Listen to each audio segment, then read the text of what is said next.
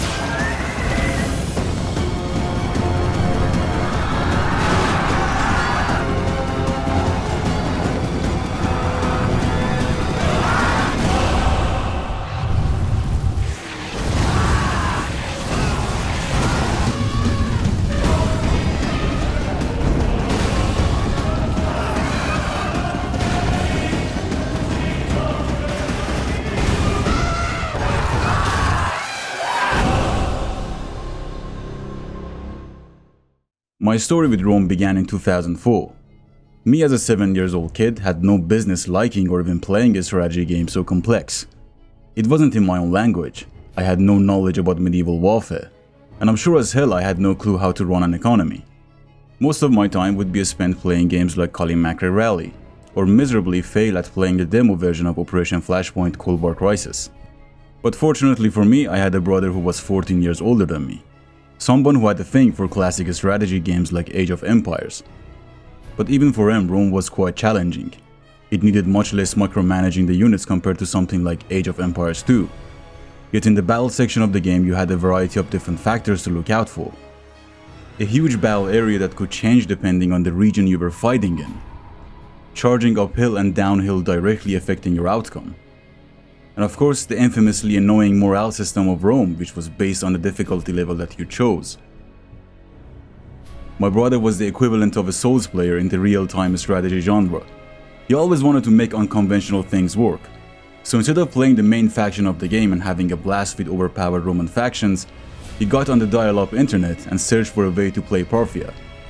Why the purple pajama boys, you ask? Well, we were Iranians after all. And of course, as any other Iranian living under Islamist theocracy, we loved calling ourselves Persians, while flexing our innovations and our history in other people's faces for no reason. I mean, you could say we were trying to compensate for a greatness lost, but we like to say otherwise. So he finally managed to somehow unlock Parthia without beating the game first, and then our story was just in the beginning. In the entirety of the next year, I watched my brother grind his teeth away at making Parthia work without having any kind of background knowledge about the units and early economics. Playing at the hardest difficulty, shouting with rage at the pajama infantry for their incompetence. But he was actually getting better. He finally realized he could take advantage of his horse archers, and how to use the diplomacy exploit to keep the population under control. I remember one playthrough took him 4 solid months to capture Rome itself with Parthia at highest difficulty. And I would ask him, "Brother, why don't you just lower the difficulty so it becomes more fun?"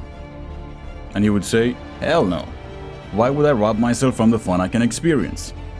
And for the first time in my life I was confronted with the concept of the harder you try for something, the more you love it. But of course, me being a kid, I had no grasp of it all. So I continued doing my own thing and occasionally playing quick battles to watch the cool details of how soldiers fight. And that was it. This chapter of my life was closed when our PC broke. My brother went away for university and I ended up playing sports instead of video games. Sad fucking times. Fast forward to 2016. On a random day I decided to download Rome again. I studied the whole game's mechanics and rapidly bumped up the difficulty level. I was like, damn. I get it. Now as far as comparing Rome to other titles go, I totally understand that some people find different games more special because they started their Total War journey playing those games and there is this lens of nostalgia surrounding those titles. Like even in my own case, Rome is pretty much nostalgic for me. But the biggest complaints of Rome was always its complex user interface, limited camera and of course the problem with population mechanics. But frankly, Rome was a much better game in its own time compared to Rome 2 or even Warhammer series. Rome 2 definitely has a much worse problem with user interface. I mean, in the original game you can see different buildings' images and intuitively understand what they do, but everything in Rome 2 is just so mechanical. Same goes for the unit icons. On top of that, it is true that Warhammer offers a lot more variety of content. But something people fail to acknowledge is the fact that the simplicity of Rome is not its downfall at all. And don't let me do a rant on pricing policy of the newer Total War games. $3 for blood splashes? Get the fuck out of here. And if you have any experience with franchises like Battlefield, you would understand that sometimes less is more. While playing Rome, I'm studying a great part of our history, while Warhammer series is completely fictional. Rome doesn't shy away from giving you information about the innovations of the time. It doesn't shy away from representing the cultural aspects of each faction. And it is by far the most interesting part of the history. Like comparing to Three Kingdoms or Shogun, yes, those games are awesome. Each of them represent different cultures and have a lot of positive stuff going on for themselves. But why would I choose Chinese or Japanese subculture over something as glorious and influential as Roman or Persian Empire? The other factor is the time of release. A lot of people like to call Rome retrospectively bad without considering that the game was released in 2004. It's like going back in history and call World War II piston engine planes bad because now we have reached the technology for jet engines. Completely disposing the fact that whatever we have was initially built upon a foundation. And in this case, Rome is definitely the foundation. Rome does good in a lot of aspects as well, a lot of aspects that could easily be ignored and looked over. But Creative Assembly chose to include them. One part of it is the generals' speeches before the battle begins. Generals will change their tone and the content of their speech depending on how many victories and losses they had against that faction. And more often than not, they make a remark about the faction in question as well. Brave warriors! I have won great renown through leading men to victory. I see no reason to change the habits of a lifetime today. Over there stand the Spanish. They make a fine show in the field and are worthy enemies for us. They have been brought to the battlefield by muling infants instead of leaders. We are even matched in numbers, man for man, but that does not tell the whole story. All that said, we are the stronger. Every one of you is better than they. Remember this and take heart from the memory. They are lacking in spearmen, and this will work to the benefit of our large contingent of horsemen. I have never yet lost a fight against these men. I have no intention of starting today. So together, we will gain another victory. When I set my heart on an attack, I do so knowing that I will win, that my men will win, that victory is within reach. All we need to do is stretch out and grasp the foe firmly by the throat. Oh, and the music. It is still the best Total War soundtrack ever. And I will die on this fucking hill.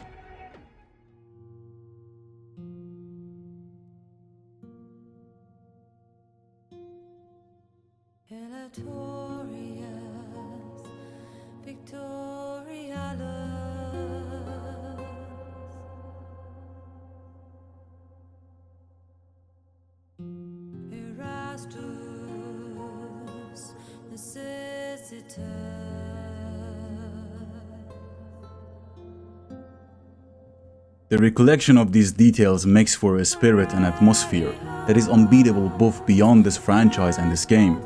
But regardless of the naysayers, Rome will be always remembered. And we can see the fruits of the seeds planted back in 2004. persisting forever both in this franchise and other historical strategic games. As a great man once said, "What we do in life echoes in eternity." Be sure to comment your opinion, like and subscribe to help us grow. Thanks for watching, and be seeing you.